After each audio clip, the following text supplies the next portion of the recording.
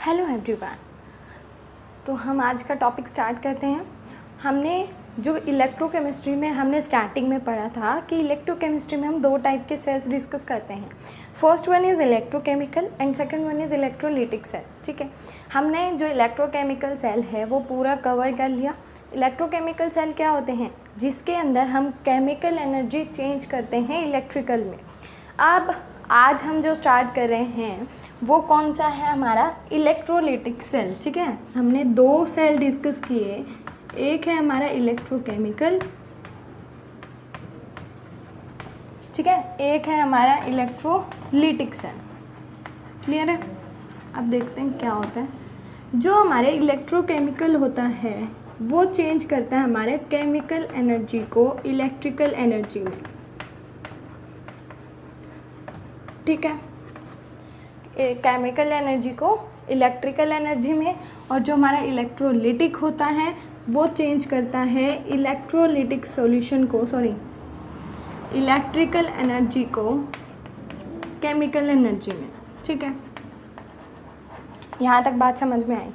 Electrochemical के अंदर हमने पढ़ा डेनियल सेल, है ना, डेनियल सेल पढ़ा, गैल्वेनिक सेल पढ़ा, हमने नर्नेस्ट इक्वेशन पढ़ी, बहुत सारी चीज़ें हमने पढ़ी, सेल पोटेंशियल वगैरह। अब हम बात करते हैं इलेक्ट्रोलिटिक सेल क्या होता है। ठीक है, जनरली हमारा जो इलेक्ट्रोलिटिक है हमने डेफिनेशन पढ़ ली कि जो हमारे इलेक्ट्रोलिटिक है क्या होता है, जो इलेक्ट्रिकल एनर्जी की हेल्प से केमिकल रिएक्शंस करवाते हैं। ठीक है, इलेक्ट्रिकल एनर्जी केमिकल रिएक्शन में चेंज होती है। इसके अंदर जो हमारा इलेक्ट्रोलिटिक है उसके अंदर हम स्टार्ट करते हैं सबसे पहले इलेक्ट्रोलिसिस प्रोसेस। इसके अंदर जो प्रोसेस है वो है इलेक्ट्रोलिसिस। अब इलेक्ट्रोलिसिस कौन सी प्रोसेस होती है? किसी एक्सटर्नल इलेक्ट्रिक फील्ड की हेल्प से जो हमें इलेक्ट्रोलाइट दिया गया है उसका डिकम्पोजिशन करवाना। ठीक है, the decomposition of an electrolyte with the help of electric field. तो हम क्या लिखेंगे इसकी डेफिनेशन? वो लिख लो, the decomposition of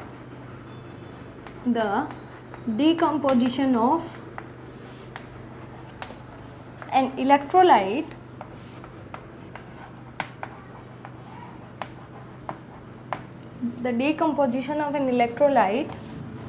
with the help of external electric field।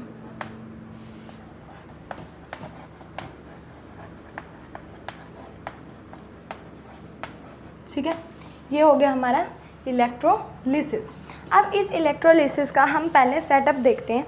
इसकी जो एप्लीकेशन है हम इसको क्या कर सकते हैं? सबसे पहले प्योरिफिकेशन में यूज़ करते हैं, प्योरिफिकेशन ऑफ कॉपर। ठीक है, कॉपर की अगर हमें प्योरिफिकेशन करनी है। सेकंड वन, अगर हमें कोई भी इलेक्ट्रोप्लेटिंग जो प्रोसेस होती है उसके अंदर भी हमारी जो इलेक्ट्रोलिसिस प्रोसेस है वो वर्क करती है। अब आप सोचोगे व्हाट इज़ इलेक्ट्रोप्लेटिंग? जब कोई भी मेटल है, हमारे घर में बहुत सारी चीज़ें ऐसी हैं जो इलेक्ट्रोप्लेटिंग पे वर्क करती हैं। फॉर एग्जांपल हमारे डोर के हैंडल्स।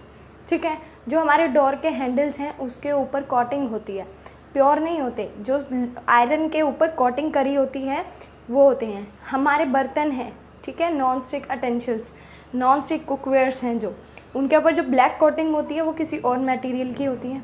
दूसरी, अगर हम बात करते हैं जैसे सिल्वर है, कोई भी चीज़ है हम बोलते हैं गोल्ड प्लेटेड।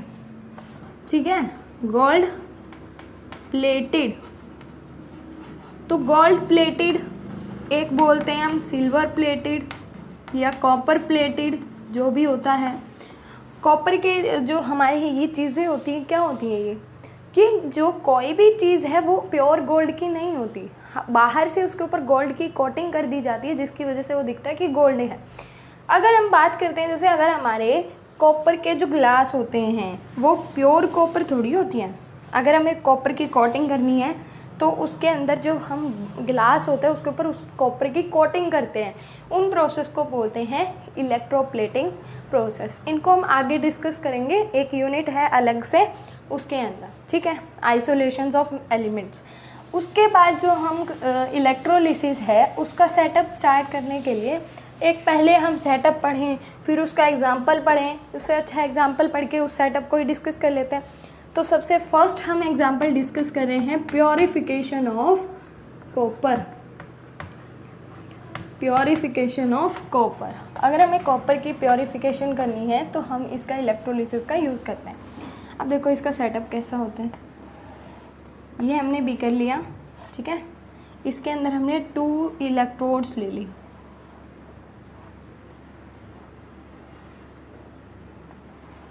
ये हमने 2 इलेक्ट्रोड्स ले ली, इक्वल ये ले लिया हमने, ठीक है। इसके अंदर जो हमने सॉल्यूशन लिया ना वो हमने लिया कॉपर सल्फेट का, और जो ये रोड ली है वो हमने ली है कॉपर की, दोनों की दोनों। इनको हमने एक बैटरी से कनेक्ट कर दिया, for example positive negative, positive negative, ये नेगेटिव है ये पॉजिटिव है, ठीक है। ये हमारा कैथोड, ये हमारा एनोड। कैथोड क्या होता है, नेगेटिव टर्मिनल, एनोड क्या होता है, पॉजिटिव, ठीक है। अब देखो क्या होता है, हमने क्या लिया सेटअप में, क्या लिखते हैं, we contain a beaker which is filled with copper sulphate solution and we dip 2 electrodes of same material like copper rod, ठीक है। उसको हमने then these rods are connected, these rods act as the cathode and anode and these electrodes are connected with the battery terminal, positive and negative. Anode is connected with positive terminal and cathode is connected with negative terminal of the battery. Next one क्या है, ये जो हमारा copper sulphate solution है, ये जो road बनी हुई है कॉपर की है। अब हमारा जो कैथोड होता है वो उस पर क्या होती है, रिडक्शन। हमने ट्रिक देखी थी कैथोड के लिए, रेड कैट मतलब रिडक्शन एट कैथोड। तो रिडक्शन क्या होता है, लॉस ऑफ इलेक्ट्रॉन, हाँ। तो Cu से क्या बनेगा, Cu2 प्लस में 2 इलेक्ट्रॉन। अब इसके पास क्या है, 2 इलेक्ट्रॉन्स हैं। अब ये जो कॉपर सल्फेट सॉल्यूशन है ये भी तो Cu प्लस और SO4 2 नेगेटिव में डिसोसिएट होगा, है ना। अब ये जो कॉपर है पॉजिटिव चार्ज है, तो ये किस तरफ जाएगा, कैथोड की तरफ, बिकॉज ऑफ नेगेटिव चार्ज, ये पॉजिटिव है। सल्फेट इस तरफ जाएगा, तो जब ये Cu पॉजिटिव इधर गया, जब हमारा Cu पॉजिटिव होता है तो क्या बनता है, सॉरी इलेक्ट्रॉन्स लेगा तो Cu यही बनता है ना, Cu2 प्लस, और जब हमारा बन रहा था Cu2 प्लस से इलेक्ट्रॉन्स गेन करेगा Cu2 प्लस। अब ये यहाँ पे क्या है, इस कैथोड के ऊपर इलेक्ट्रॉन्स हैं, ये वाले इलेक्ट्रॉन्स। अब ये जो गया यहाँ से कॉपर, इधर जाके क्या बन जाएगा, ये वाला कॉपर गया है ना, Cu2 प्लस वाला कॉपर जाके यहाँ के जो इलेक्ट्रॉन जो उनको एक्सेप्ट करके क्या बना लेगा, प्योर कॉपर, है ना। तो इस टाइप से जो प्रोसेस है ये चलती रहेगी, है ना। अब क्या हो रहा है, एनोड पे क्या होता है, एनोड पे होता है ऑक्सीडेशन। ऑक्सीडेशन क्या होता है, लॉस ऑफ इलेक्ट्रॉन्स, इसने कहते हैं गेन ऑफ इलेक्ट्रॉन्स, सॉरी यार, गेन ऑफ इलेक्ट्रॉन्स।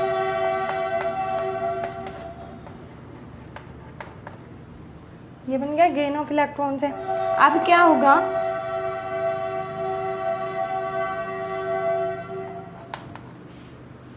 Cu से क्या बन गया, Cu2 प्लस में 2 इलेक्ट्रॉन्स, है ना। तो ये ऑक्सीडेशन हुआ, लॉस ऑफ 2 इलेक्ट्रॉन्स। यहाँ पे रिडक्शन हो रहा था, गेन ऑफ इलेक्ट्रॉन्स। तो इस कॉपर ने Cu2 प्लस ने यहाँ से इलेक्ट्रॉन गेन करके स्टेबल फॉर्म बना ली, हाँ। अब यहाँ पे जो ये कॉपर है प्योर स्टेट में है, इसमें इस फॉर्म में क्या है, प्योर स्टेट में प्रेजेंट है कॉपर।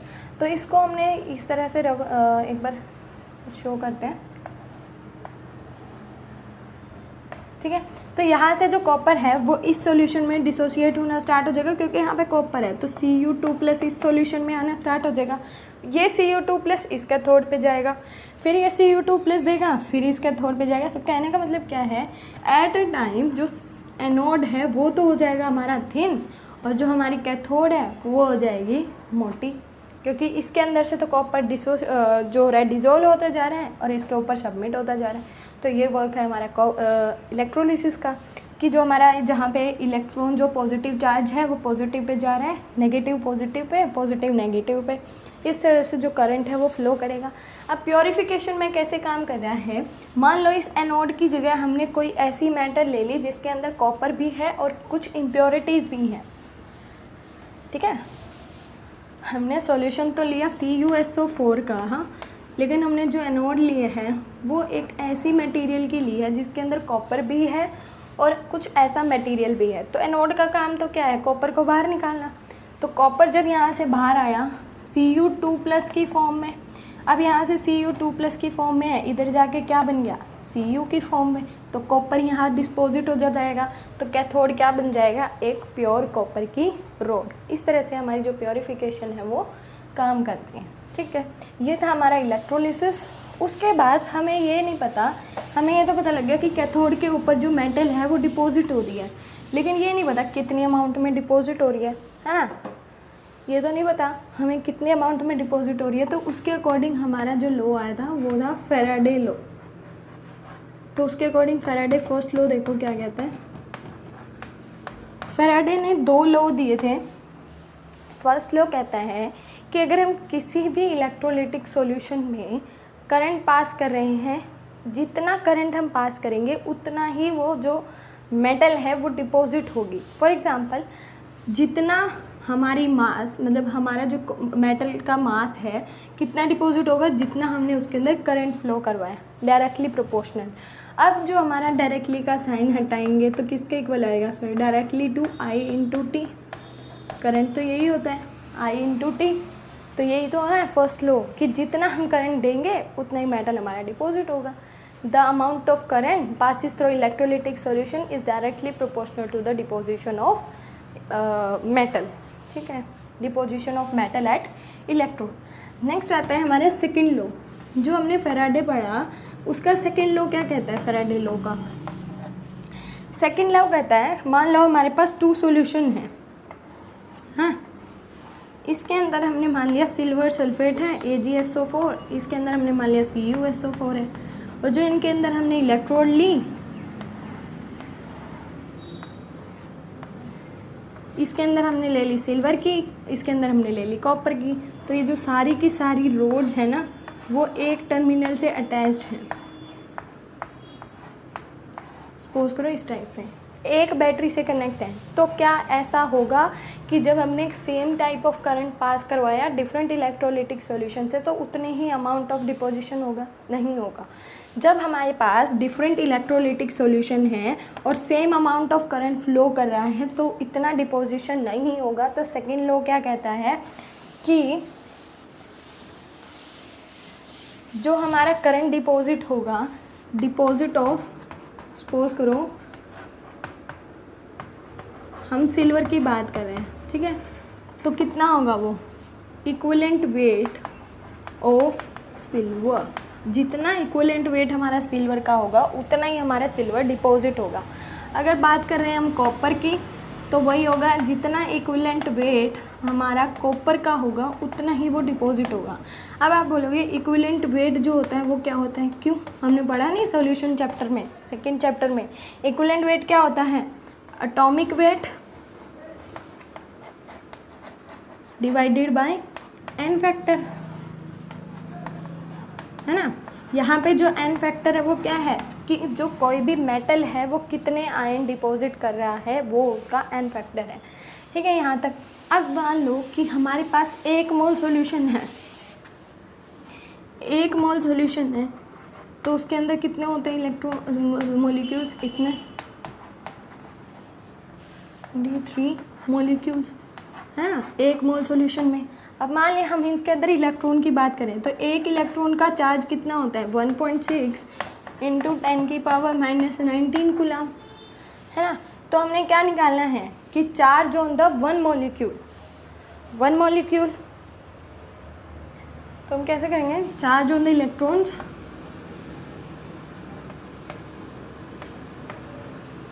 ऑफ 1 मोल। 1 मोल में कितने मॉलिक्यूल हैं, इतने, और एक मॉलिक्यूल का जो मास है वो कितना है 1.6 इंटू 10⁻⁻90। तो ये किसके इक्वल आएगा 96500 कूलम। तो ये वैल्यू किसकी होती है एफ की, जिसको हम क्या बोलते हैं फैराडे कांस्टेंट।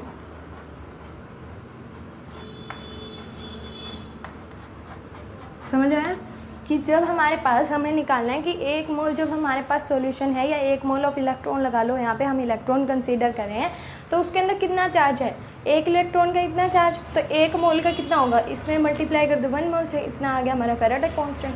तो ये था हमारा Faraday first law and second law. ठीक है, इसके बाद हमारा जो टॉपिक आता है वो आता है बैटरीज एंड बैटरीज ही आता है पहले टॉपिक। देखो बैटरीज क्या होता है। बैटरीज अगर हम बैटरी को डिस्कस कर रहे हैं तो क्या होता है बैटरी। बैटरी होता है कि जब हम यहाँ पे बात करें सेल्स की, ठीक है, सेल डिस्कस करें, electrolytic, electrochemical, Daniell, galvanic, voltaic, सारे सेल्स ही पढ़ रहे हैं। अगर इन सेल्स की अरेंजमेंट सीरीज़ में हो तो क्या लिखेंगे हम, अरेंजमेंट ऑफ सेल्स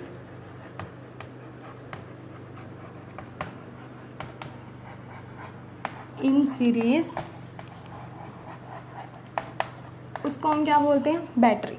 ठीक है, हमने बता दिया कि बैटरी क्या होती है। अब अगर आपको कोई बैटरी लेनी है, ठीक है, तो क्या कहोगे कि क्या क्या प्रॉपर्टीज़ उसके अंदर होनी चाहिए किसी भी बैटरी को ख़रीदने के लिए। आप कहोगे सबसे पहले चीपेस्ट होनी चाहिए, सस्ती होनी चाहिए, रिचार्जेबल होनी चाहिए, बार बार हम उसको रिचार्ज कर सकें। दूसरा, उसकी स्टोरेज अच्छी होनी चाहिए जो वोल्टेज की है, और जो कॉम्पैक्ट साइज़ की होनी चाहिए, जितनी छोटी साइज़ हो सके। चौथा, जो उसके जो मटेरियल है वो अच्छे होने चाहिए, है ना। ये सारी प्रॉपर्टीज़ क्या हैं बैटरीज़ की आपको चाहिए। बहुत सारी विश लिस्ट आपने दे दी कि हाँ ये प्रॉपर्टीज़ बैटरीज़ में होनी चाहिए, लेकिन आपके अकॉर्डिंग ही बैटरीज़ को डिवाइड किया गया 2 कैटेगरीज़ में। First one is primary batteries,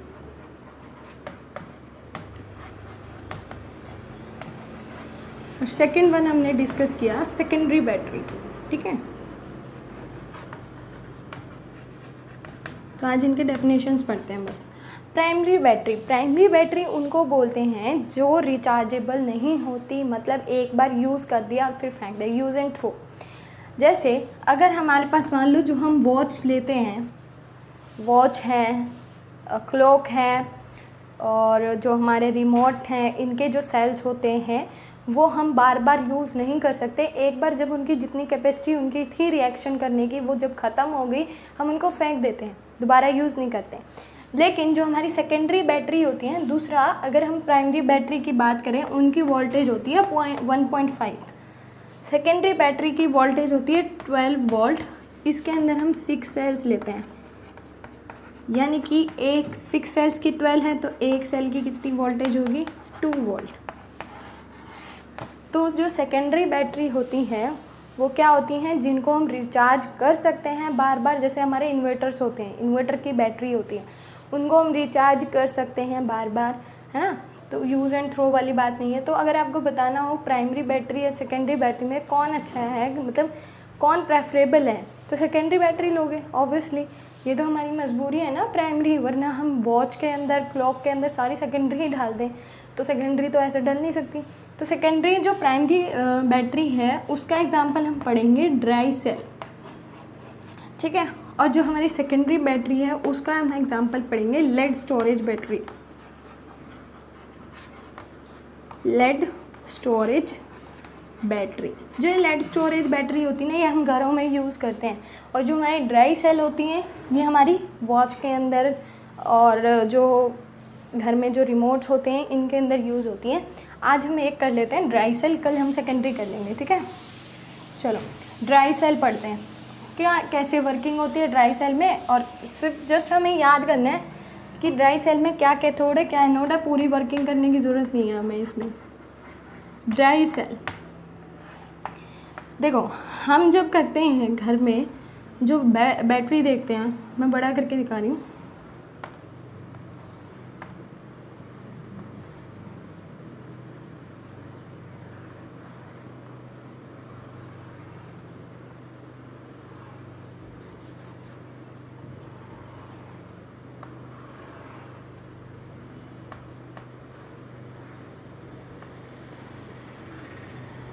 ये होती है, इस टाइप से बैटरी होती है ना घर में, इसके अंदर ये होती है। इसको इस टाइप से हमने इसको शो कर दिया, अब आसानी रहेगी समझने में। इस टाइप से आपने बैटरी देखी होगी, कभी भी छोटे बच्चे थे हम खोल के देखते थे, ऑब्वियसली मैंने तो ज़रूर खोल के देखा है। जो हमारी बैटरी होती है उसके ऊपर ये जो नॉब होती है छोटी सी, हो सका तो कल दिखाऊंगी, जो ये नॉब होती है ना, ये जो नॉब होती है, ये वाली चीज़, ये ब्लैक से दिखाए, ये होती है हमारी ग्रेफाइट, ब्लैक होती है जो ग्रेफाइट रोड, ठीक है। ये जो होता है ये हमारा होता है जिंक का, जिंक कंटेनर ही बोलते हैं हम इसको। वैसे कंटेनर जितना बड़ा होता नहीं, बट हम कंटेनर ही बोलते हैं, जिंक कंटेनर, ठीक है।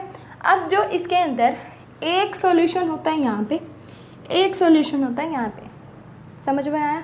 एक सॉल्यूशन हो गया यहाँ पे, एक सॉल्यूशन हो गया यहाँ पे। अब मैं बात कर रही हूँ, जैसे देखो अगर हमने बात करनी है इसकी, इस सॉल्यूशन की, ठीक है, इस सॉल्यूशन को हम बोलेंगे MnO2 प्लस कार्बन इसके अंदर होती है। और जो यहाँ पे जो सॉल्यूशन होता है वो होता है इलेक्ट्रोलाइट सॉल्यूशन, इलेक्ट्रोलाइट। इसके अंदर होता है जिंक क्लोराइड प्लस NH4Cl, हाँ ठीक है, ये हमारा सॉल्यूशन होता है। अब इसके अंदर हमें पढ़ना है कि कैथोड क्या होता है और एनोड क्या होता है,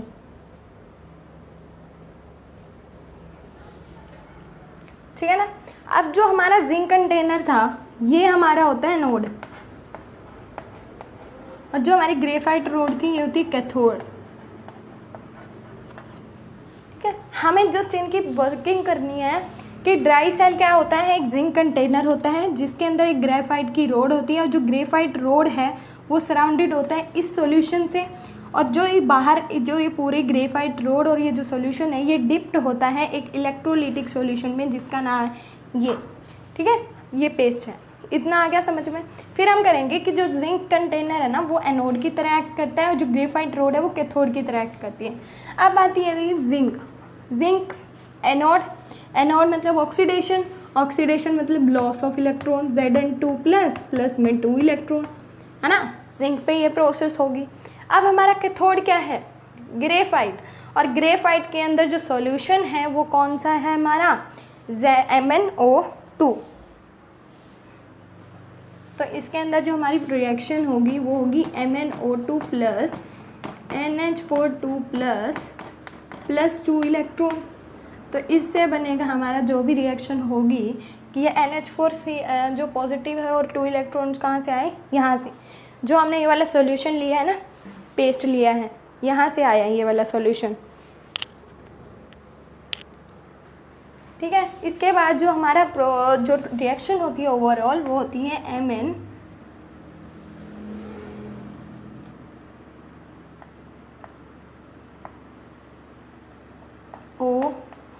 OH plus NH3 plus water, ठीक है। ये वाली जो रिएक्शन होती है वो होती है हमारी इसके अंदर। कई बच्चे यहाँ पे लिख देते हैं MnO3, ठीक है, वो ज़रूरी नहीं है कि MnO3 लिख रहे हो या MnO2 लिख रहे हो, वैसे जनरली हम लिख सकते हैं Mn2O3, ठीक है। ये रिएक्शन होती है ओवरऑल, ये हमारी एनोड की रिएक्शन है, ये कैथोड की रिएक्शन है, कर लोगे। ये था हमारा यहाँ पे ड्राई सेल ख़त्म होता है। उसके बाद हम कल करेंगे सेकेंडरी बैटरी में हम पढ़ेंगे जो लेड स्टोरेज बैटरी हम डिस्कस करते हैं घर में, इन्वर्टर में होती है, उसको डिस्कस करेंगे, ठीक है। आज के लिए इतना ही काफ़ी है, नेक्स्ट वीडियो में करेंगे आगे। और जो आपका जो चैप्टर है थर्ड इलेक्ट्रोलिसिस कल ख़त्म हो जाएगा, क्योंकि सेकेंडरी बैटरी है, फ्यूल सेल है और कोरोजन है, 3 टॉपिक बच गए हैं इस यूनिट के, ठीक है। ये हमारी कल फिनिश हो जाएगी, फिर हम केमिकल काइनेटिक्स स्टार्ट करेंगे। सही चल रहा है ना सिलेबस, बिल्कुल टेंशन मत लो, आराम से सिलेबस पूरा होगा। बाद में आपको जो न्यूमेरिकल्स हैं वो मैं अपने आप करवा दूँगी, टेंशन मत लो। अभी जस्ट थ्योरी कर लो, फिर फॉर्मूले याद कर लो, फिर न्यूमेरिकल ट्राई करना, ठीक है। तब तक के लिए ठीक है, नेक्स्ट वीडियो में मिलते हैं नेक्स्ट टॉपिक के साथ। तब तक के लिए be healthy, be safe, happy learning.